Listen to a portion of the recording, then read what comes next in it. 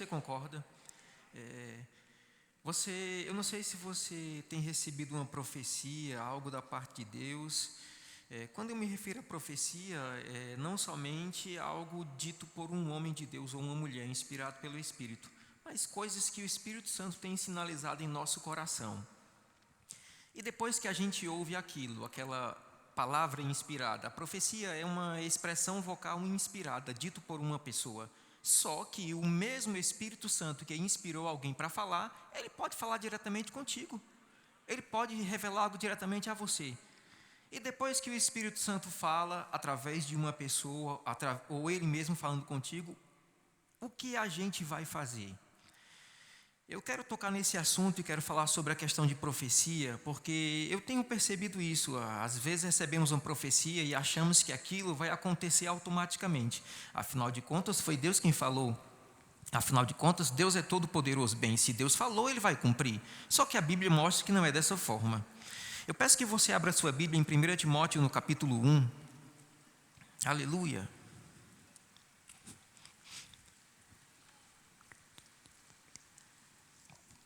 Glória a Deus. Primeira epístola de Paulo a Timóteo, capítulo 1. Paulo está escrevendo essa carta a um jovem pastor, Timóteo, que havia recebido uma profecia. O próprio apóstolo Paulo, na segunda carta a Timóteo, fala para ele não ser negligente, a profecia que ele recebeu mediante o presbitério, com imposição de mãos. Timóteo, ele recebeu uma profecia, uma palavra de Deus, uma expressão vocal inspirada. E depois que Timóteo recebeu, o que ele deveria fazer? Timóteo tinha que fazer algo, porque se ele não fizesse, nada seria feito. A respeito daquilo que Deus falou contigo, você tem que fazer algo, porque se você não fizer, nada vai acontecer. Aquilo que Deus fala comigo, eu tenho que fazer algo, porque se eu não fizer, nada vai acontecer. Depois que Deus fala, a gente tem que fazer algo. Posso ter um amém?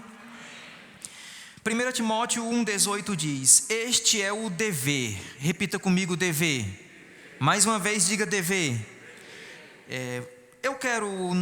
Vamos fazer a leitura e depois eu quero comentar. Este é o dever que te encarrego, ó filho Timóteo, que segundo as profecias das quais tu foste objeto, por elas combate o bom combate. Como? Conservando a fé. Diga, conservando a fé. E uma boa consciência, porquanto alguns, tendo rejeitado a boa consciência, naufragaram na fé. E aí Paulo exemplifica citando duas pessoas, dentre esses cito Himeneu e Alexandre, os quais entreguei a Satanás a fim de não mais blasfemarem. Por favor, olha para cá. Aleluia. Como eu havia dito, Timóteo tinha recebido uma profecia, e não foi de qualquer pessoa, foi o próprio apóstolo Paulo, porque em 2 Timóteo ele fala sobre isso. Não qualquer pessoa, mas Paulo impôs as mãos, comunicou algo inspirado pelo Espírito, e agora que Timóteo ouviu, Timóteo, agarra isso, nessa profecia combate o bom combate. Paulo disse, esse é o dever. Eu lembro que quando criança e estudava, eu ia para o colégio, anotava o dever de casa, chegava em casa e não fazia o dever. E tinha algumas páginas que estavam sem o dever feito. Diga dever. Existe uma responsabilidade dada a cada um de nós. Se Deus tem falado contigo, e eu sei que Deus tem falado, como eu falei no começo da ministração, a cada culto, a cada evento, Deus compartilha algo em nossos corações, e aquilo que Deus tem falado é nossa incumbência pegar aquilo, nosso dever, e fazer com que aquilo se manifeste em nossas vidas. Este é o dever que te encarrego, ó filho Timóteo. Não é porque o céu está acima de nossas cabeças que as bênçãos vão cair como mangas maduras. Não, eu preciso fazer algo. A gente viu agora 3 pastores orando sobre uma intervenção divina na vida de pessoas. Sim ou não? Se a igreja orar, as coisas mudam. E se a igreja não orar, fica do jeito que está. Se eu fizer algo com aquilo que foi dito, vai acontecer. E se eu não fizer nada, nada vai ser feito, nada vai acontecer. Posso ter um amém?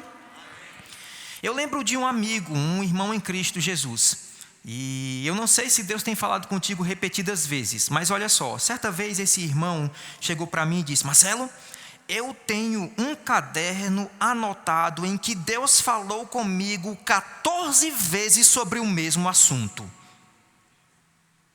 Aí eu pensei, depois eu fiquei pensando, peraí, precisa Deus falar tanto? Porque se Deus falou 14 vezes, é porque o abençoado desobedeceu 13. Eu não sei se é tão vantajoso assim Deus estar insistindo em falar a mesma coisa. Porque pode ser que a pessoa esteja negligente e Deus novamente desperte ela, Deus novamente sinalize, eu quero que você faça isso, eu quero isso. Irmãos, quando eu falo sobre o que Deus tem falado sobre nós, sobre profecia, eu não me refiro apenas a chamado ministerial, não. Eu me refiro a uma vida de sucesso. W. Kenyon tem um livro chamado Siga as Placas para a Rota do Sucesso. O plano que Deus tem para nós é um plano de sucesso. E esse plano de sucesso não é copiar o outro, mas obedecer aquilo que Deus tem falado em nosso coração. Posso ter um amém? Agora, para que isso aconteça, a gente tem que fazer o dever de casa. É uma responsabilidade que nós temos. E trazendo para o meu contexto, claro, eu não posso transformar minha experiência em doutrina, mas eu posso te motivar, te inspirar a consagrar a tua vida a Deus. Eu lembro que quando eu me matriculei no Rema, no primeiro dia do Rema, eu sentado na cadeira, lá em Fortaleza. O primeiro ano eu fiz lá, e porque Deus vinha tratando comigo para vir morar em Campina Grande, Deus falou comigo em 96, eu não obedeci, 97 não obedeci, 98 não obedeci, 99 não obedeci, 2000 eu vim, obedeci. Porque Deus insistiu em falar, porque eu insisti em desobedecer. Primeiro ano fiz lá, o segundo aqui. Quando eu sentei, Deus falou comigo, não foi ninguém não. Quando terminar o Rema, você vai ensinar no Rema. Eu agarrei aquilo e fiz algo. Eu sei que em outros momentos também Deus tem falado, mas eu quero focalizar aqui. Este é o dever que te encarrego, filho Timóteo, que segundo as profecias das quais tu foste objeto, por elas combate o bom combate. Diga, é um dever, é uma responsabilidade. É uma responsabilidade intransferível. Eu não posso transferir essa responsabilidade de combater o bom combate para uma outra pessoa, para a Rafaela, minha esposa, para o meu pastor. Eu não posso transferir. De fato, irmãos, a Bíblia fala muito sobre responsabilidades que um cristão tem. Eu, novo convertido, já falei isso aqui em outros momentos, em outros cultos. Eu era sincero nas minhas orações, mas como o apóstolo Guto disse, é possível a pessoa estar sinceramente equivocada. Foi o que aconteceu comigo. Porque eu me ajoelhava na época, a Aline Barros tinha feito uma canção, em 96 eu me converti. Eu não vou tentar cantar, porque senão vai desungir o microfone. Você vai ver o que é tribulação. E aí eu erguia minhas mãos e eu cantava, Pai, aumenta a minha fé, aumenta a minha fé, aumenta a minha fé. Pai, me enche do teu Espírito, me enche, me enche, me enche. Pai, tira isso de mim, tira isso de mim, tira isso de mim. Pai, coloca fulano de tal, bem longe de mim, mas bem longe de mim, mas bem longe de mim. Lendo a Bíblia, lendo os livros do irmão Reagan, fazendo o Rema, eu aprendi que é minha responsabilidade aumentar a minha fé. Como é que a fé vem? Ouvir qualquer coisa? Diga a palavra. Se a fé vem pelo ouvir a palavra, obrigatoriamente eu teria que aumentar o tempo de exposição à palavra, leitura, meditação e confissão. Marcelo, eu não vou aumentar a tua fé não, quem vai aumentar é você. Tenha mais comunhão com a minha palavra. Eu já era batizado no Espírito Santo, com a evidência de falar em línguas, e aí eu falava, Pai, me enche, me enche, me enche. A Bíblia diz em Efésios 5,18, não vos embriagueis com vinho no qual há dissolução, mas enchei-vos. Quem é o sujeito da oração? Nós. A Bíblia fala, guardai-vos, enchei-vos, amai-vos, exortai-vos, admoestai-vos, revesti-vos, perdoai-vos, consolai-vos, desembaraçando-nos. Tudo isso mostra a nossa iniciativa em desfrutar de algo que já está disponível. Tem um salmo que diz que Deus tem posto uma mesa na presença de nossos inimigos. Deixa eu te falar uma coisa, no reino de Deus é self-service, te levanta e pega o que você quer, não espera por ninguém não. Tem uma mesa, eu não sei se você viu, mas tem uma mesa. Este é o dever que te encarrego, a respeito das profecias que você antecipadamente foste objeto, por elas combate o bom combate. Diga o bom combate. Agora eu quero te alertar sobre um fato. Antes de você combater o bom combate a respeito de uma profecia, é bom você se inteirar se realmente aquilo que você ouviu é o que Deus falou. Como assim, professor Marcelo? Vou te explicar. A Bíblia fala, irmãos, em 1 Tessalonicenses, capítulo 5, a partir do verso 19. 1 Tessalonicenses 5,19 diz: não apagueis o espírito, não desprezeis as profecias, julgai todas as coisas, retende o que é bom. Não apagar o espírito, não desprezar as profecias, julgar todas as coisas, analisar todas as coisas, diga reter o que é bom. Antes de eu correr atrás de uma profecia, antes de eu combater o bom combate a respeito daquilo que foi falado, eu tenho que me inteirar se realmente o que foi falado é o que Deus tem dito. Por que eu digo isso? Eu e Rafaela, durante um tempo, a gente morou em Ribeirão Preto, pastoreando a Igreja Verbo da Vida lá em Ribeirão Preto. Na época não tinha o rema lá. Eu lembro de uma irmã, irmãos, que ela recebeu uma palavra de Deus. Eu não duvido que foi Deus que falou, eu sei que foi Deus que falou, só que ela não soube interpretar a profecia. Eu te pergunto, a Bíblia é inspiração de Deus? É ou não é? Pronto, a Bíblia é inspirada por Deus. Deus inspirou homens santos para escrever a sua palavra. E a Bíblia, mesmo sendo inspiração de Deus, é possível interpretá-la de forma equivocada. Tirar texto fora de contexto para inventar pretexto, sim ou não? Se a Bíblia, que é a inspiração de Deus, é possível interpretá-la de forma equivocada, uma profecia que é uma expressão vocal inspirada também é possível distorcer ou tirar do contexto. E por que eu digo isso? Porque uma irmã lá em Ribeirão Preto, ovelha da igreja em que eu pastorei, havia recebido uma palavra: tua voz vai alcançar o mundo, as nações. Irmãos, eu não duvido que a voz o plano de Deus para aquela mulher é que através da vida dela alcançar outras nações. Eu não duvido disso. Só que ela encasquetou na cabeça que ela achou que tinha que cantar.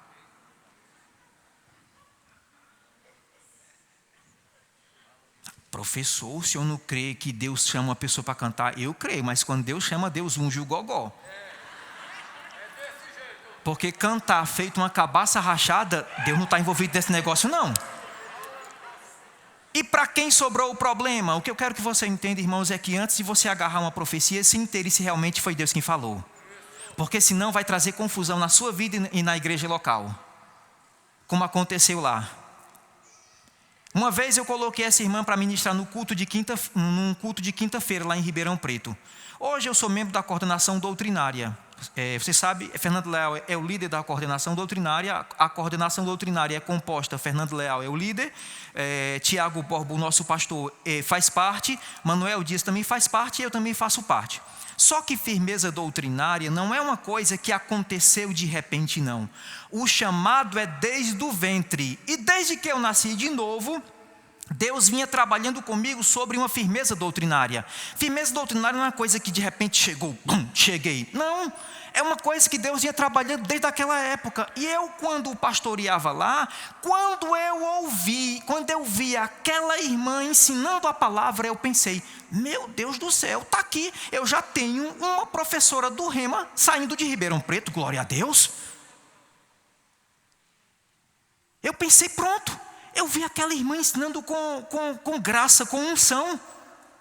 Só que ela botou na cabeça que a voz dela ia alcançar cantando. Não. Ia alcançar ensinando a palavra. Ela ouviu uma palavra, não discerniu, não analisou, correu atrás, ela interpretou de forma equivocada.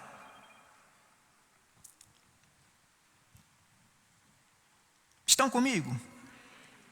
E o final da história é que trouxe problema. Ela achava que eu estava me opondo ao chamado dela. Não estava. Hoje você sabe que existe muitas igrejas Verbo da Vida espalhadas pelo mundo, bem como remas. Se essa mulher tivesse agarrado a profecia e entendido a vontade de Deus, talvez estivesse ensinando por aí. E ia se cumprir o que Deus falou sobre ela, que a voz dela ia alcançar o mundo. Quando você ouve uma profecia, quando você ouve algo inspirado, a Bíblia nos orienta a julgar. A gente lê um texto de Tessalonicenses que fala sobre isso. E eu vi aqui alguns critérios para julgar uma profecia. E para você se aprofundar, eu te aconselho você a ler esse livro. Só para eu ter ideia, quem já leu esse livro? Pronto. Eu vou citar o nome. 7 Passos para Julgar a Profecia, do irmão Kenneth Hagin. Diga 7 passos. E o outro livro que eu posso te indicar está aqui, Seguindo o Plano de Deus. Pronto. Aleluia.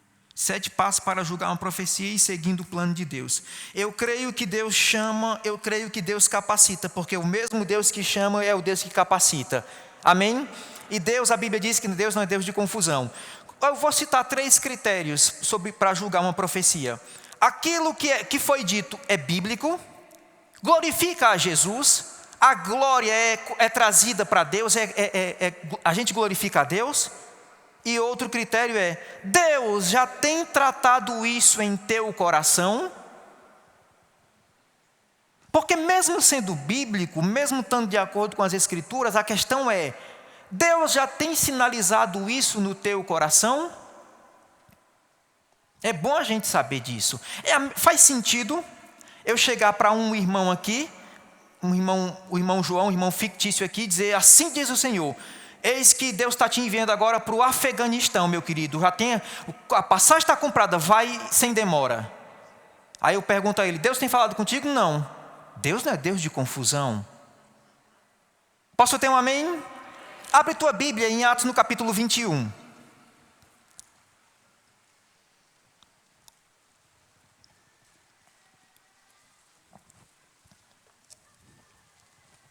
Glória a Deus.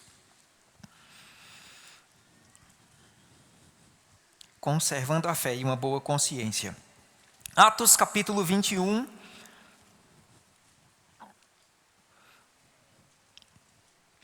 Se eu estou em comunhão com Deus, a pessoa mais qualificada para saber a vontade de Deus para a minha vida sou eu. Se você está em comunhão com Deus, se um crente ele não rompeu a comunhão, se não houve uma ruptura por causa do pecado, a pessoa mais qualificada para saber a vontade de Deus para a vida dessa pessoa é ela mesma. E Atos capítulo 21, versículo 8 diz, no dia seguinte partimos e fomos para Cesareia, e entrando na casa de Filipe, o evangelista, que era um dos 7 diáconos lá de Atos 6, ficamos com ele. Tinha este 4 filhas donzelas que profetizavam. Demorando-nos ali alguns dias, desceu da Judeia um profeta chamado Ágabo. E vindo ter conosco, tomando o cinto de Paulo, ligando com ele os próprios pés e mãos, declarou. Repita comigo, declarou. Isto diz o Espírito Santo, assim os judeus em Jerusalém farão ao dono deste cinto e o entregarão aos gentios. Verso 11 novamente, e vindo ter conosco, tomando o cinto de Paulo, ligando com ele os próprios pés e as mãos, declarou, isto diz o Espírito Santo, assim os judeus em Jerusalém farão ao dono deste cinto e entregarão nas mãos dos gentios. 12. Quando ouvimos essas palavras, tanto nós como os daquele lugar, rogamos a Paulo que não subisse a Jerusalém. Por favor, olha para cá. Ágabo chega, desce, pega o cinto de Paulo e amarra. Eu sei que algumas pessoas falam sobre ato profético. O que caracteriza a profecia não é uma encenação, um ato, mas uma expressão vocal inspirada. Ainda que ele não encenasse, bastava ele falar que se caracterizaria como uma profecia. Amém? Ágabo, ele pega, faz uma encenação, amarra os pés e as mãos e diz algo. E entenda que Ágabo não quis controlar a vida de Paulo. Ágabo não quis dizer vá ou não vá, sim ou não, só comunicou algo. Paulo ouviu aquilo, não somente ele, mas outras pessoas, e as pessoas quando ouviram estavam induzindo a Paulo a não seguir. Não faça isso, Paulo. Houve um grande constrangimento. Verso 12. Quando ouvimos estas palavras, tanto nós como os daquele lugar, rogamos a Paulo que não subisse a Jerusalém. 13. Então ele respondeu, que fazeis chorando e quebrantando-me o coração? Porque eu estou pronto não só para ser preso, mas também para morrer em Jerusalém, pelo nome de nosso Senhor Jesus Cristo. Como, porém, não o persuadimos, conformados dissemos, faça-se a vontade do Senhor. Paulo ouviu, entendeu, ficou firme, embora as pessoas estivessem tentando convencê-lo a não prosseguir. Por que Paulo ficou tão firme a respeito daquilo que foi dito? Porque Deus não é Deus de confusão. Esse assunto Deus já vinha tratando com Paulo. Não era uma novidade, era algo que Deus já vinha falando. Diga, Deus fala. Só volta um capítulo e abre em Atos capítulo 20. Aleluia.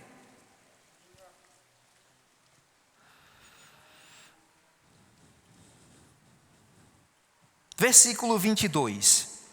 Atos 20, 22 diz: E agora, constrangido em meu espírito, vou para Jerusalém, não sabendo o que ali me acontecerá, senão o que o Espírito Santo, de cidade em cidade, me asseguram que me esperam cadeias e tribulações. Porém, em nada considero a minha vida como preciosa para mim mesmo, contanto que complete a minha carreira e o ministério que recebi do Senhor Jesus para testemunhar o evangelho da graça de Deus. No capítulo 20, Paulo já sabia aquilo que o Espírito Santo vinha falando, ele já estava inteirado dessas verdades. Quando chega a Ágabo, só confirma aquilo que no capítulo anterior, em momentos anteriores, Deus já estava falando. Deus não é Deus de confusão. Deus simplesmente não vai chegar e falar uma coisa se Ele não vem tratando no nosso coração, dando algumas notas, algumas sinalizações. Posso ter um amém? E é bom demais saber, porque pelo menos a gente se prepara. A gente já tem uma nota no coração, é como eu tenho dito, culto após culto, evento após evento, Deus tem trazido notas aos corações de cada pessoa que aqui está. Tem falado, tem sinalizado. Voltando a 1 Timóteo 1,18. Timóteo tinha um dever, uma incumbência, um dever de casa, uma tarefa. E essa responsabilidade não poderia ser transferida para ninguém. Ele deveria combater o bom combate a respeito das profecias. Se Deus falou comigo, eu vou fazer algo. Eu lembro, citei o exemplo lá em Fortaleza, quando Deus falou comigo sobre ensinar no Rema. Irmãos, quando eu falo isso, eu não quero puxar apenas para a questão de chamado ministerial, mas eu estou dando meu exemplo. Se Deus falou com você sobre ser um empreendedor, um empresário, combate o bom combate a respeito do que Deus falou a teu respeito. Se Deus falou contigo sobre cursar uma graduação acadêmica e ser um profissional, um missionário, combate o bom combate a respeito daquilo que Deus tem falado a teu respeito. Porque eu conheço cristãs que Deus tratou com ela. Você vai cursar medicina e vai ser uma missionária. Fez a prova, passou. Claro que ela estudou. E passou. E tá fazendo a segunda pós-graduação. A segunda graduação, a especialização, perdão. A segunda especialização. E Deus está só esperando. Você tem um propósito, você tem um plano. Eu tenho um plano para você. Estão comigo? Conservando a fé. Diga, conservando a fé. E uma boa consciência. Como é que a gente conserva a fé? Irmãos, é importante conservarmos a fé e principalmente uma boa consciência. Porque Paulo diz, porque alguns, tendo rejeitado a boa consciência, naufragaram na fé. Mais na frente eu vou citar a expressão sobre o naufrágio na fé. Mas eu quero me deter sobre conservar a fé.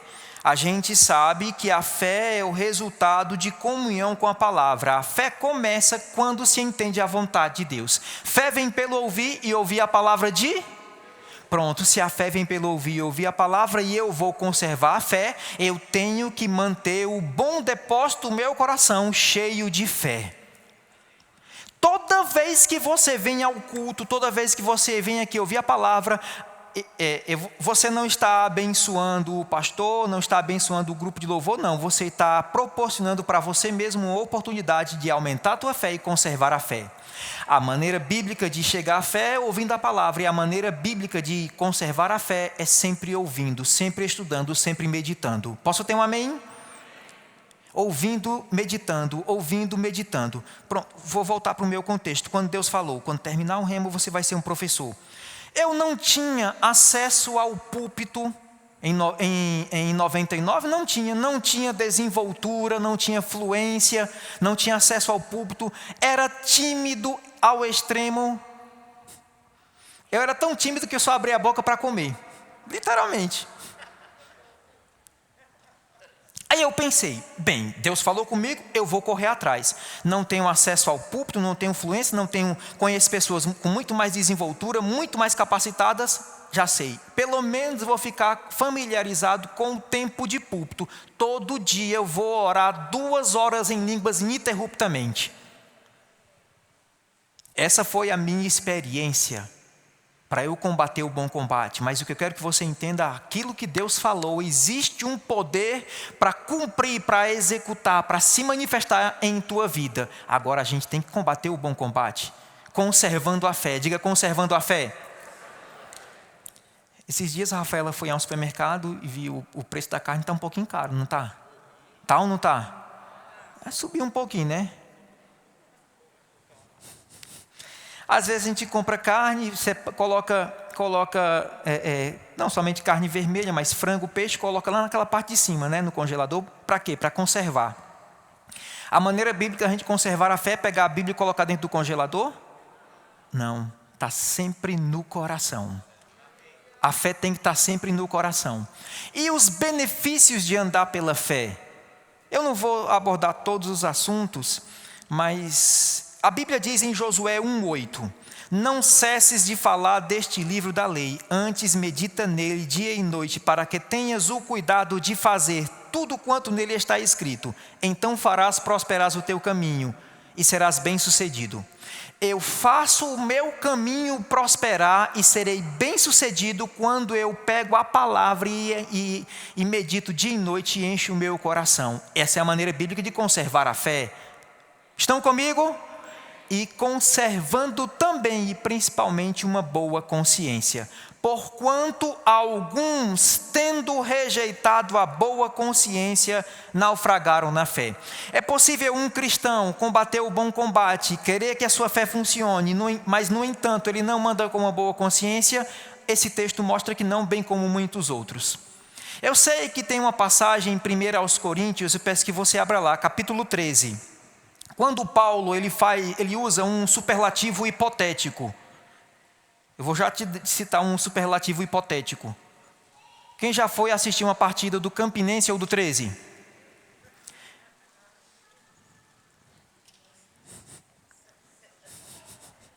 Eu vou explicar, preste atenção. Quem aqui já viu o jogador cobrar o escanteio, correr para cabecear e fazer o gol? É possível? É possível?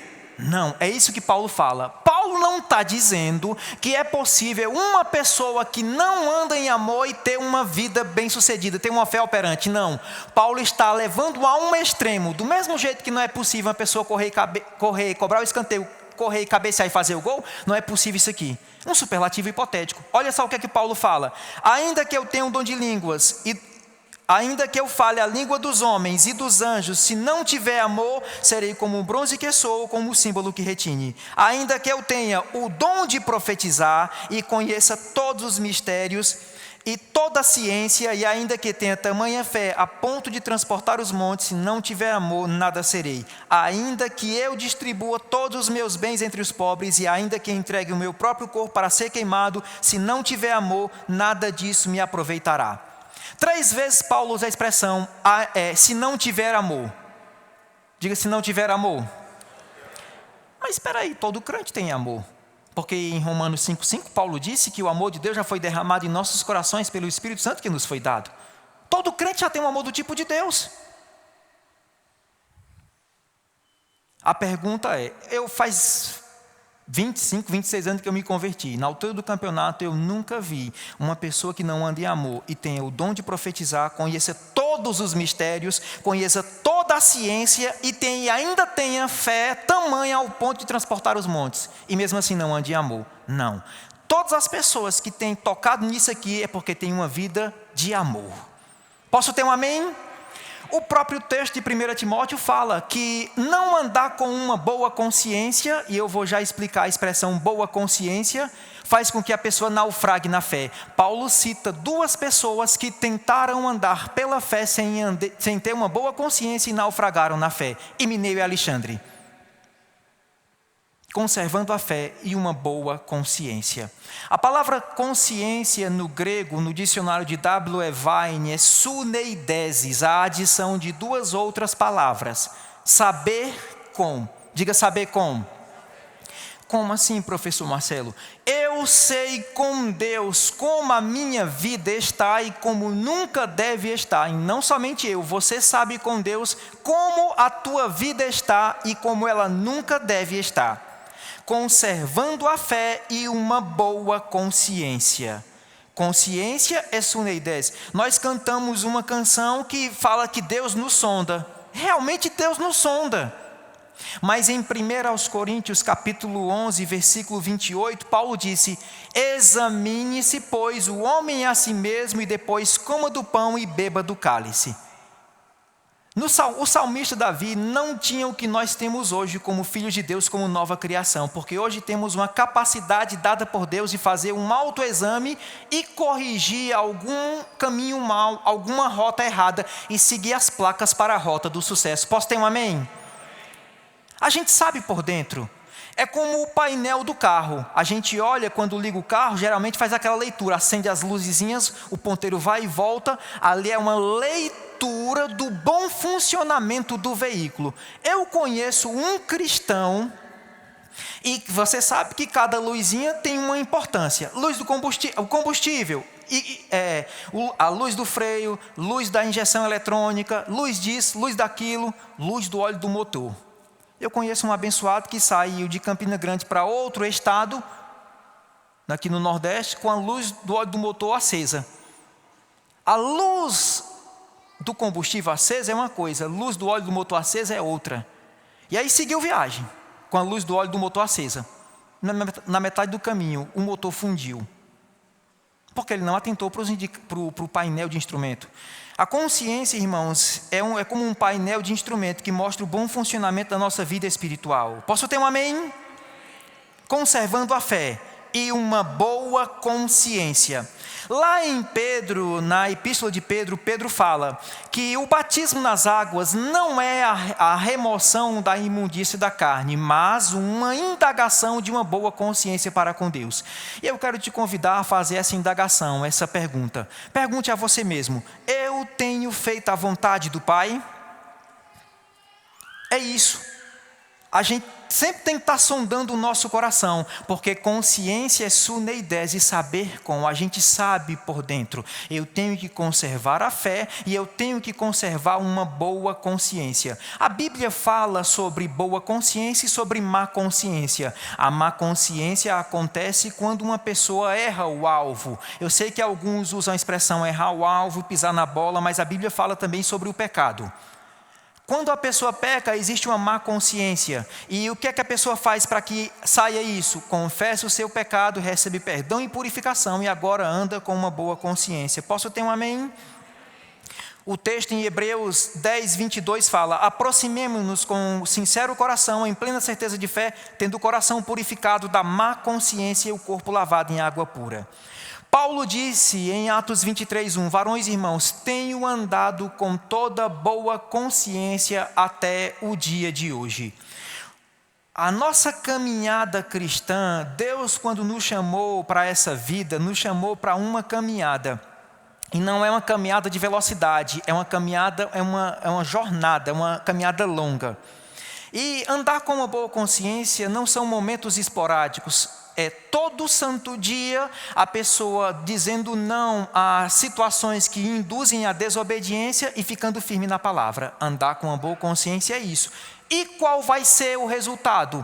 Aquilo que Deus falou: eu vou combater o bom combate, vou conservar minha fé e vou conservar o coração alinhado com a palavra. Estão comigo? Estou me preparando para finalizar. Você sabe que quando o pregador fala isso tem mais 40 minutos. Estou brincando. A Bíblia diz em Provérbios 20, 27, O espírito do homem é a lâmpada do Senhor, a qual esquadrinha todo o mais íntimo do corpo, conservando a fé e uma boa consciência, porquanto alguns, havendo rejeitado a boa consciência, naufragaram na fé. Eu vim entender essa expressão naufragar na fé depois que eu sofri um naufrágio. Não na fé, mas eu lembro que uma vez lá em Fortaleza, eu e um outro pastor, a gente foi pescar lá no Pecém, em uma cidade onde tem um segundo porto, né, onde circulação de mercadoria. Eu, esse pastor, um outro irmão, o dono da jangada, e o filho do dono fomos pescar. Entramos no mar 2:30 da manhã, porque o nosso intuito era pegar um peixe grande. Eu estava com vários equipamentos, com anzol, com linha, com chumbada, todo o equipamento. Entramos no mar 2:30 da manhã.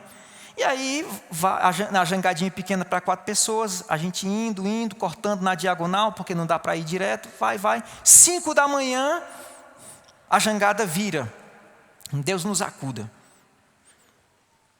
Escapei, estou aqui, mas tudo quanto eu tinha eu perdi. Todo aquele material. O naufrágio na fé acontece mais ou menos isso, dessa forma. Aleluia. Vamos abrir nossas Bíblias em Atos 27. Quero finalizar com esse texto.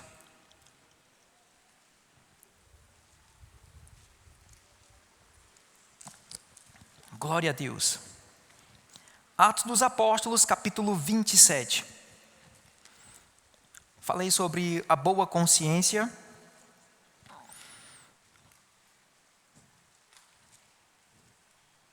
Consciência é a voz do espírito humano. Razão é a voz da mente, 5 sentidos é a voz do corpo. E Deus vai nos orientar, nos guiar em testemunho interior e em nossa consciência. O texto que nós vamos ler, irmãos, trata-se do apóstolo Paulo. Ele estava embarcando, Paulo estava preso por pregar a palavra, o evangelho de nosso Senhor, estava encarcerado, e Paulo tem uma nota no coração.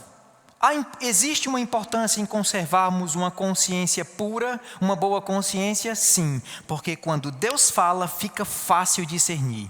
Eu tenho percebido isso. Quando um cristão ele anda com uma má consciência, não é que Deus não fale, é que ele fica insensível às orientações, às advertências, às sinalizações que Deus tem para cada um de nós. E Atos 27, verso 9 diz: depois de muito tempo, tendo se tornado a navegação perigosa e já passado o dia do jejum, admoestava-os Paulo, dizendo: Senhores, vejo que a viagem vai ser trabalhosa, com dano e muito prejuízo, não só da carga do navio, mas também de nossas vidas. O que eu quero que você entenda, irmãos, é que o vejo de Paulo não foi um vejo com os olhos físicos, porque Paulo não estava em um cruzeiro da CVC, ele não estava em uma suíte, uma linda cabine, vendo um panorama bonito, não. Paulo estava encarcerado num barco de madeira junto com outros presos.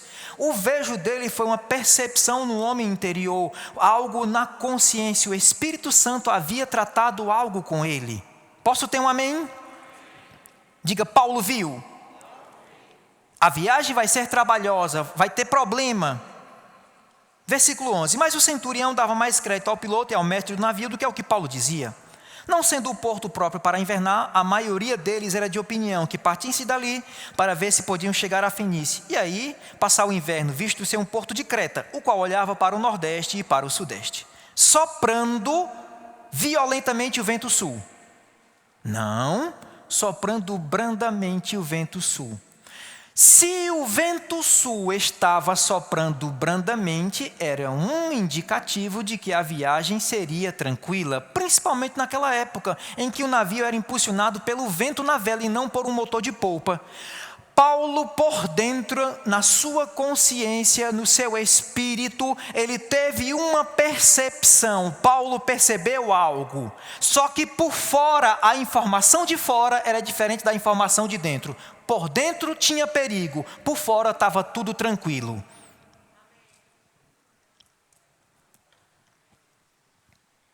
Soprando brandamente o vento sul e pensando eles ter alcançado o que desejavam, levantaram a âncora e foram costeando mais de perto a ilha de Creta. Entretanto, não muito depois, desencadeou-se do lado da ilha um tufão de vento chamado Euroaquilão. E sem poder resistir ao vento, cessamos a manobra e nos fomos deixados levar. Passando sobre a proteção de uma ilhota chamada cauda, a custo conseguimos recolher o bote. E levantando este, usaram de todos os meios para cingir o navio. Temendo que dessem na sirte, arriaram os aparelhos e foram ao léu.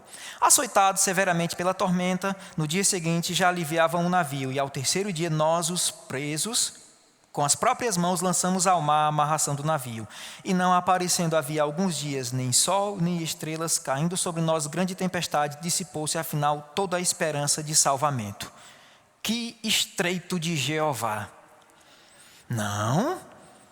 Não foi estreito de Jeová, não. Deus não tem nada a ver com isso. Deus não tem nada a ver.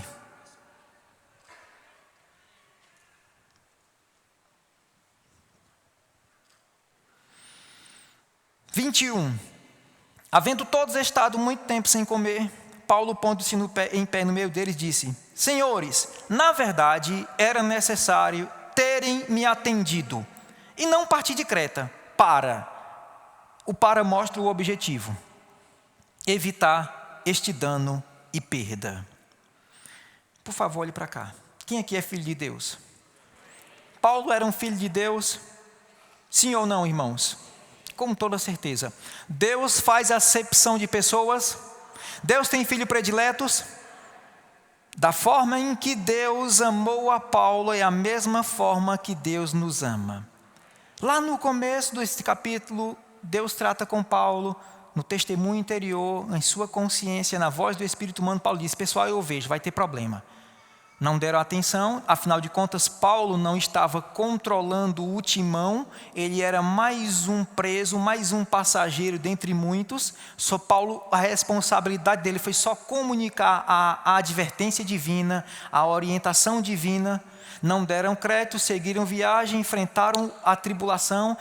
O texto mostra que a tempestade foi tamanha que ninguém via estrela nem sol. Quando lá em Fortaleza, na época, eu ia tirar a carta de navegação para navegar na jangada. E faz parte do treinamento se localizar pelas estrelas ou pelo sol, pelo nascente, poente. Mas com Paulo ninguém via nada. Dias de tempestade. E aí Paulo novamente se levanta e diz: pessoal, na verdade era necessário terem me atendido. Na verdade era necessário ter atendido a orientação, aquilo que Deus falou, aquilo que Deus sinalizou. Para quê? Para evitar. Quem é guiado pelo Espírito evita danos e perdas. O plano de Deus foi que Paulo nunca tivesse passado por isso. Bem, não somente Paulo, mas os demais também, e Deus avisou. Mas Paulo não estava no controle aqui. Lembrei agora do que a Rafaela, minha esposa, fala. O livramento de Deus está na orientação. Nunca foi plano de Deus, irmãos, que Paulo e esses homens passassem por aqui, mas não atentaram. Paulo disse: na verdade era necessário terem me atendido à orientação e não partir de Creta para evitar. Porque quem é guiado evita danos e perdas.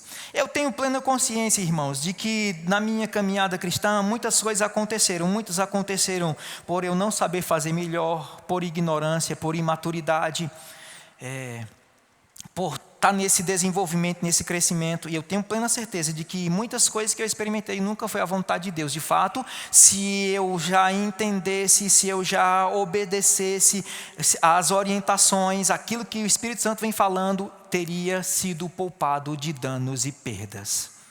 Muitas vezes a gente lida com algumas situações e perguntamos por que Deus permitiu. Tem uma passagem em Atos, eu acho que é capítulo 17, que Paulo ele está evangelizando, pregando o evangelho de Cristo, e ele fala: pessoal, vocês devem se converter dessas coisas. Deus ele fez o céu, a terra e o mar. Deus permitiu que todos os povos andassem em seus próprios caminhos. Você sabia que Deus permitiu com que você vestisse essa roupa? Não foi Deus quem te vestiu. Se bem que essa roupa aqui foi Rafaela, não tem nem o que dizer, né? Com exceção dos homens, as mulheres, foi você que escolheu essa roupa. Existem algumas escolhas que não vão influenciar muito o nosso dia a dia. Agora, existem outras que sim, vão influenciar o hoje e o amanhã. Estão comigo?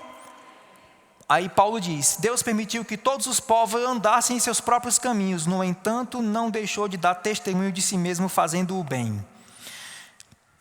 Quem aqui tem habilitação? Pronto.